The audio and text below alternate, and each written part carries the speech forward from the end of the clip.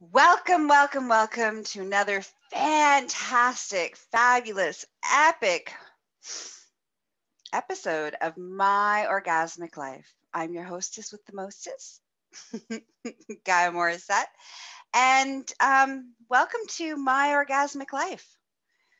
So, a couple different things before we get into our topic today. Number one, today's episode is brought to you by ticklelife. It's so much fun to just say tea.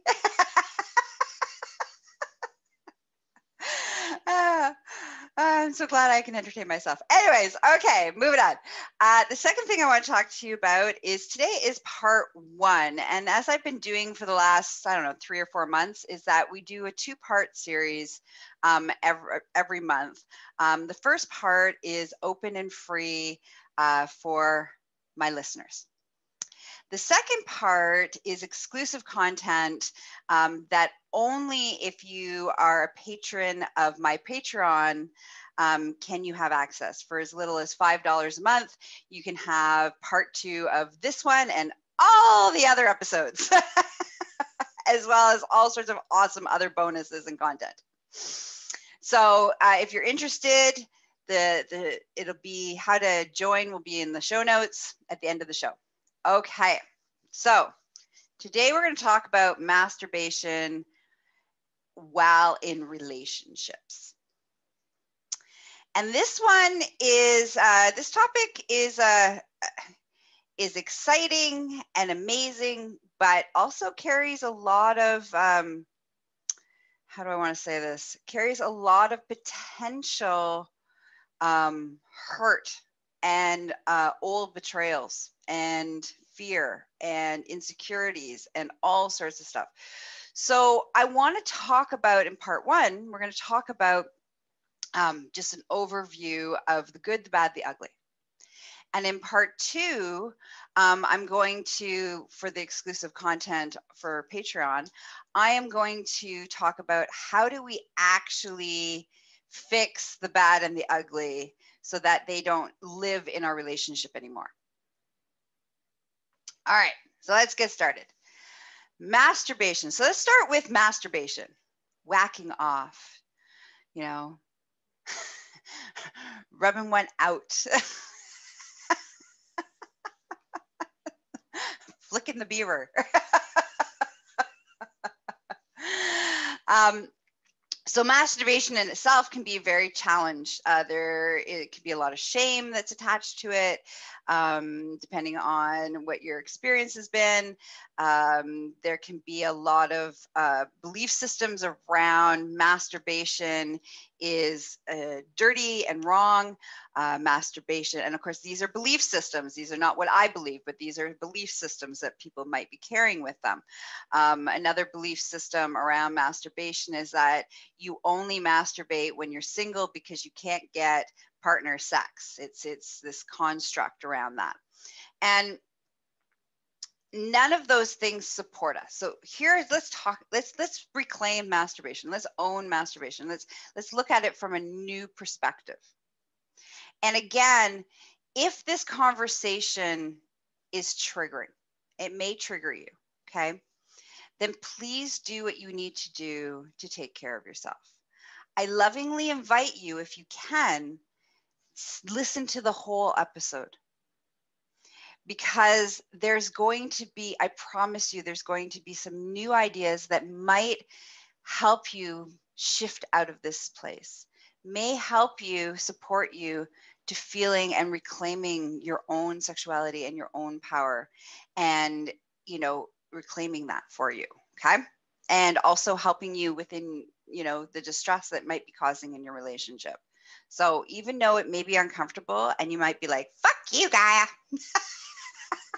I lovingly invite you, if you can, stay till the end, all right? And if at the end you still don't feel like there's any movement and you're like, this isn't serving me anymore, then please reach out to me. You can find me at GaiaMorrissette.com, okay? All right, so let's talk about masturbation. Masturbation is fantastic. You know why masturbation is fantastic? Because it is the foundation of who we are as a sexual being. That's right. Foundation, key ingredient. As a sexual being, masturbation is a key player in our abilities to evolve as a sexual human being throughout our life. Okay. That's how important it is. It is like the most important thing of all of our sexuality is being able to have a healthy sexual relationship with ourselves. And in that healthy sexual relationship with ourselves and discovering who we are, developing as our bodies change throughout time, as our minds change and our constructs change, what we find sexy now, it may be different from what we find sexy in the future. It's in the realm of masturbation that we play a lot of these things out in a safe containment space, okay? And even when you are in a relationship, even if your relationship is smoking hot and you're like humping like bunnies all over the place, it's very important to still have a sexual relationship with ourselves. Okay, so I just broke through a lot of core values and core belief systems. So just take a moment. I want you to do some breathing with me. Just take some deep breaths. Breathe in. Exhale. One more time. Breathe in. Exhale. I lied. One more time. Breathe in. Exhale. Okay, so I'm going to repeat this because, you know, your brain might have been like, what? So I'm going to repeat it again, okay? Masturbation is an important part of your sexual development. My sexual development, everybody's sexual development. And it is an important part of who you are and who you will become as a sexual being. And it doesn't matter how fantastic your partnership or partnerships, sex with others is. It's very important to continue to have a sexual relationship with yourself. Okay, now that we've set that stage, and congratulations for staying if that was hard for you, okay? Now that we've set the stage of why masturbation is so incredibly important, now let's bring it into relationships. Okay, so here's where things can be. So the first concept that I want to talk to you about is that, okay, you ready? This is going to go against everything you probably have been learned, unless you've been hanging out with me for a long time. Then this won't be the first time I've said this.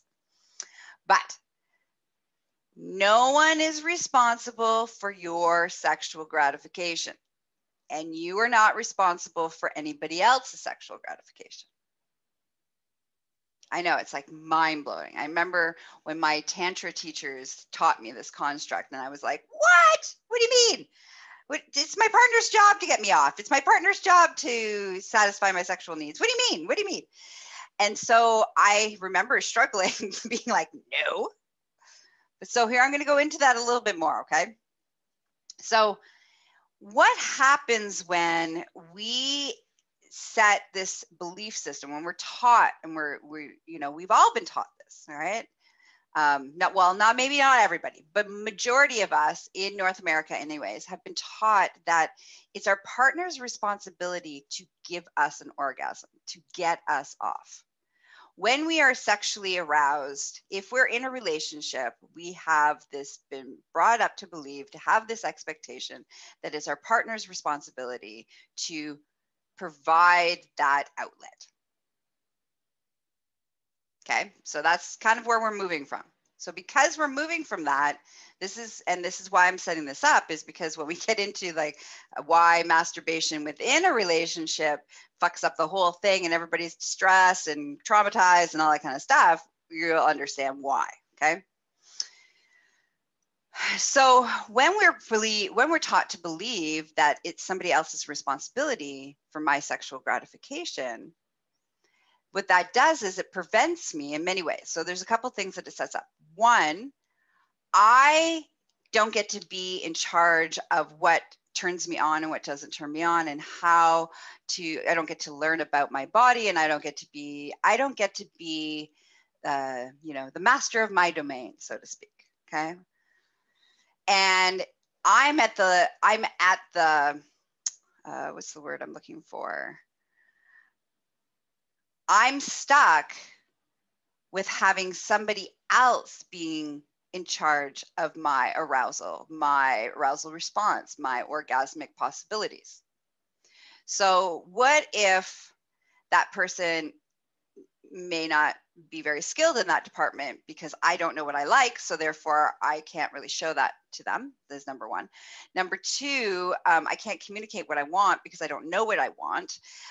So that also makes it challenging. And three, if you're in a really crappy relationship, so this is another big piece that happens when you're in a crappy relationship. A lot of people stay, by the way, in really crappy relationships because the sex is good, because they're getting their sexual needs met.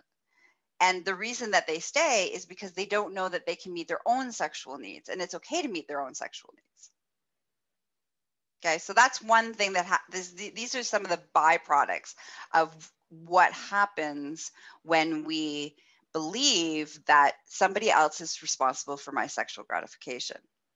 The second part of that is that if I believe that you're responsible for my sexual gratification and you believe I'm responsible for your sexual gratification, what ends up happening is that on the receiving end of that, I feel pressure that I'm supposed to gratify you. And if I don't gratify you, then I'm not doing my job. I'm not a good partner. I'm not a good, girlfriend. I'm not a good partner. I'm not a good wife. I'm not a good any of those things because I'm not meeting your needs.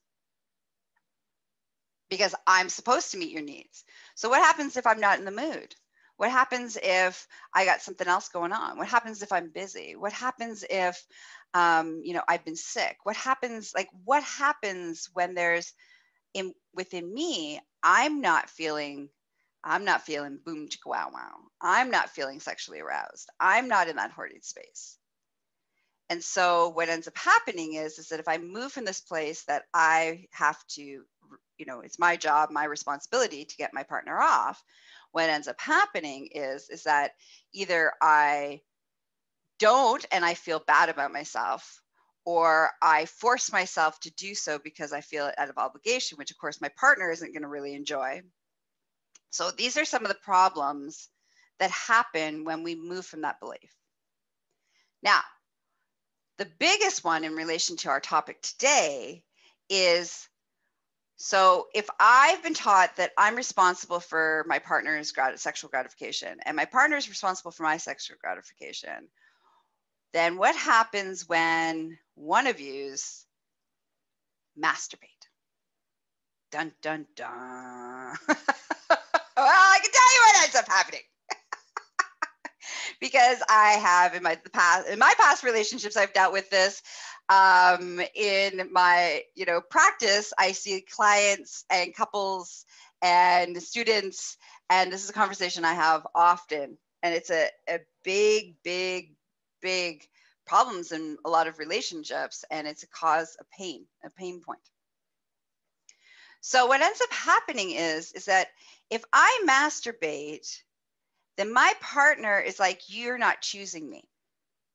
This is what happens when we move from that belief system that both of us are responsible for each other's sexual gratification. Okay, that's belief number one. Belief number two is that you only masturbate if you can't get partner sex. Okay, so that's belief number two. Okay, so with these two beliefs, this is usually how it plays itself out. So one, I'll hide it. Okay, so let's start there.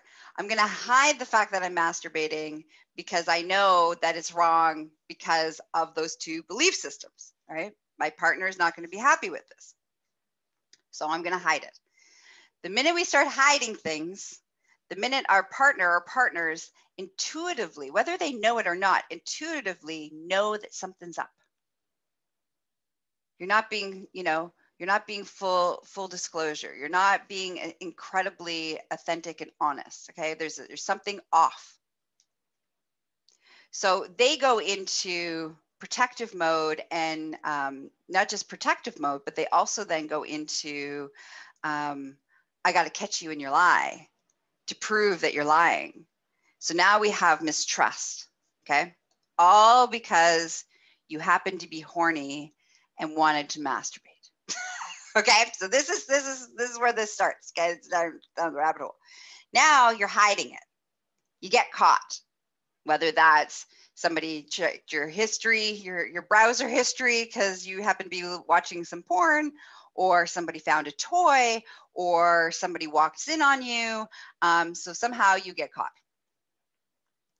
And your partner now feels betrayed and feels devastated and is, upset and angry, because we're moving from those two constructs that you betrayed. You betrayed the relationship because we've been taught to believe that you're only supposed to masturbate if you can't get partner sex. So if partner sex was available and you chose to masturbate, then that means that you're not choosing that person. And if their responsibility is to get you off and you chose not to have them get you off, in their mind, it feels like, again, a betrayal that you don't want them, and your rejection of them. Okay.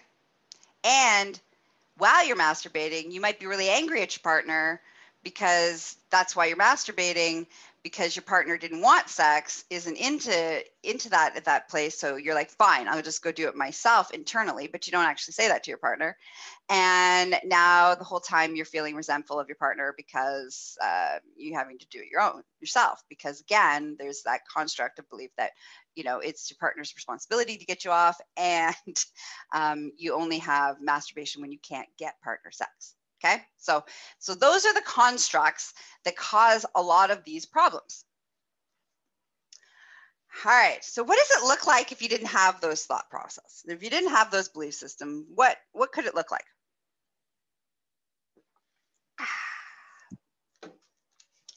Well, it's fantastic. Let's just start there.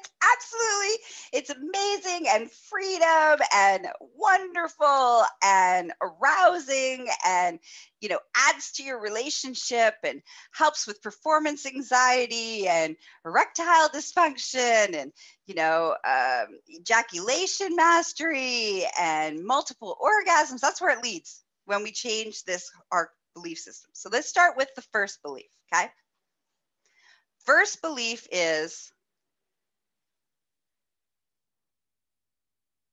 I am not responsible for your sexual gratification. You're not responsible for my sexual gratification. Okay, so with that belief system, that means I can be sexually aroused and it's not my partner's responsibility, and I don't have to be denied if I want to get off. Okay, so when we move from that place and both parties believe that, this is what this could look like. You're feeling kind of frisky. You go up to your partner and you're like, hey, I'm feeling kind of frisky. Would you like to play? And your partner's like, yeah, I'm not really feeling it, but go have fun. And you're like, all right. And then off you go. There's no hiding. There's no sneaking. There's no lying. There's no betrayal, and off you go to go explore yourself. And then after you're done, your partner can say, so how was that? And you'd be like, oh, it was great. And then you can open up the dialogue around like, so what did you think about? What were you watching? Like normalizing it the same way as like, what did you get at the grocery store? How was your day? Okay. There's a lot of freedom in that, because now no one feels expectations. No one's resentful. No one's feeling rejected. All that stuff, none of that stuff exists anymore. When we move from the premise of that I'm responsible for my sexual gratification and you're responsible for yours. Okay. The second main thought process around this is that masturbation is an important part of who I am as a sexual being. It's not either or. It's not masturbate or partner sex. It's masturbate and partner sex. And dropping into that place of being able to have both a sexual relationship with myself or a sexual relationship with yourself, and to be able to then bring that to the relationship. Okay. So I may really want to do some exploration and play with myself. And it has nothing to do with my partner or not having, being attracted to my partner or not being attracted to my partner. It's just I would like to have this fun time. It's like alone time. We all need to have alone time. We need to have moments where we're by ourselves. It's the same construct, is that it's important to be able to have moments of sexual exploration by yourself. So what that does is that when you have those moments, and you normalize it, so it's normal. Everybody has permission to do so. So there's no shame, there's no guilt, there's no hiding, there's none of that stuff that's happening. What ends up happening is that it becomes this really great playground in which we can learn about ourselves, and then we can bring what we've learned to the relationship. So say I was having a moment, I was like, okay, I'm going to go do some self-exploration, masturbation time. And in that masturbation time, I found out that when I tweak my nipple this way, this is the sensation that happens. And when I thought about this fantasy that I was playing out in my mind, I never thought about before, all of a sudden it created like this huge arousal response. Okay, so say I discovered these two things. So I can go to my partner and be like, when we're talking about, so how was your day? What did you do today? Blah, blah, blah, going through the motions and giving you the lowdown of your day. And you can be like, yeah, and I also did some masturbation today, and I just did some self-discovery. I'd love to share with you. Because that's normal, because there is no shame in it, because there's no expectation in it, because we're not moving from that old belief system, we're moving from this new belief system that having a sexual relationship with yourself is an important part of who you are as a sexual being, and what you contribute to your relationship is a contribution to your relationship. It's not a denial of your relationship. That conversation is totally normal. And so you can be like, oh, well, I whacked off today, because that's my language, right? I'd be like, oh, I whacked off today. And did you know, and I can show my partner that when I tweak my nipple this way, it feels really good. And I was thinking, and I had this really, interesting fantasy that popped into my mind that really got me off. And I really like to share it with you. And maybe that's something that we might want to explore together, or, stuff like that. This opens up this beautiful invitation of your sexuality as being a part of who you are and how you are sharing it with your partner, but your partner is not responsible for it. So what this does is it gives your partner permission to also figure out who they are as a sexual being and continue that journey of figuring out who they are as a sexual being, and then coming back and sharing their sexual discoveries basically with you, so that those new discoveries, you can then go and explore, what does that mean when you guys explore those new discoveries together? So it doesn't take away this, it's kind of like alone time. When we have moments to go off in the world and be without our partner or partners, depending on relationship styles, and you get to explore the world in some capacity, you have more of your own experience to bring back into the richness of your relationship. It doesn't take away from your relationship, it enhances your relationship. When you're codependent, meaning that the other person is supposed to complete you, the other person is responsible for your sexual gratification, the other person is responsible for your happiness, and you're responsible for their happiness. Like when you're in this construct of codependency, it sucks out the relationship's joy. At first, it's all encompassing and it feels fantastic. But then what happens is that if you don't have those moments of my alone time, my self-reflection, my self-awareness, my self-discovery, whether that's on an intellectual level, emotional level, spiritual level, physical level, sexual level, then over time, you have nothing to contribute to the relationship. Instead of bringing things to the relationship to enhance it, you're actually just sucking from each other, and eventually there's nothing to give. And this is one of the things that ends up happening in sexless relationships. Okay? So it doesn't have to be that way. It can be fabulous and free and open, and you know, you can, you know, still be a team, or whatever that means for you. 1, 2, 3, 5, whatever their team. How many people are on your team? That the key, though, in that is, what is your sexual relationship with yourself, and giving your partner permission to also have a sexual relationship with themselves. Okay, so that ends part 1. Now, how do we make the transition is going to be part 2. We're going to talk about, which is the exclusive content. So for the only $5 a month, you can see and hear this. All right, so part 2, we're going to discover, how do we do the transition from the ugly and the bad and the drama and the core values and core belief systems, from, you know, moving from that place of that it's your job to, your sexual gratification is, okay, my responsibility is your, I'm having a brain fart. Please bear with me. Resetting. Okay, here we go. How do we transition from, I own the belief systems that I'm responsible for your sexual gratification and you're responsible for mine, to I'm only responsible for my sexual gratification and you are only responsible for your sexual gratification?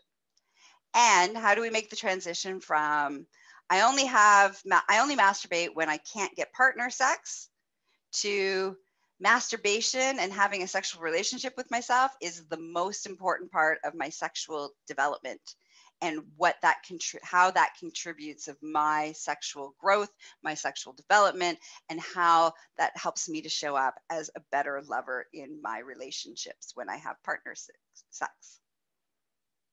All right, so you want to spend more time with me. This was a hard conversation. Please visit me at GaiaMorrissette.com. It's the hub of all the places and all the things that I do.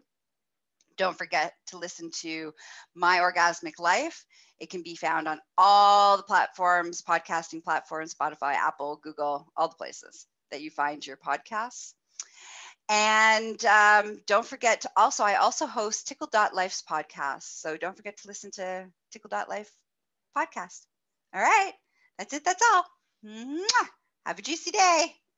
And part 2 will be available in a couple hours. All right, bye-bye.